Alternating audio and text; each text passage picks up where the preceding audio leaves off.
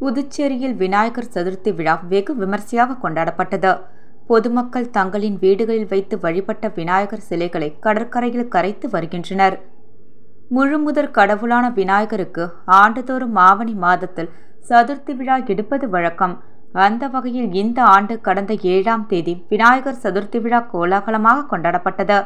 புதுச்சேரி நகரில் 100க்கும் மேற்பட்ட இடங்களில் பிரம்மாண்ட சிலைகள் வைத்து வழிபாடுகள் நடத்தப்பட்டு வருகின்றன.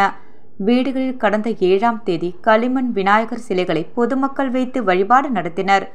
3 நாட்கள் விநாயகரை வைத்து வீட்டில் வழிபாடு நடத்தியதைத் தொடர்ந்து இன்று விநாயகர் சிலைகளை கடலில் கொண்டு வந்து கரைத்தனர். புதுச்சேரியில் நீண்ட கடற்கரை இருப்பதினால் இந்த பகுதியில் ஏராளமான பொதுமக்கள் காலை முதல் விநாயகர் சிலைகளை கரைத்து வருகின்றனர். சிறியோர் முதல் பெரியவர்கள் வரை வீட்டில் வைத்து வழிபாடு செய்த சிலைகளை கடற்கரைக்கு கொண்டு வந்து கற்பூரம் ஏற்றி வழிபாட்டு கடலில் கரைத்தனர்.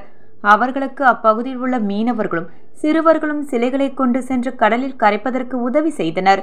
களிமண்ணால் உருவம் செய்து அதில் இறைத்தன்மையை ஏற்றி பூஜைகள் செய்து கடலுக்குள் அனுப்பிவிட்டு அடுத்த ஆண்டு இன்னும் சிறப்பாக விழாவை கொண்டாட வேண்டுமென விநாயகரை பிரார்த்தனை செய்து மக்கள் விடை கொடுத்தனர்.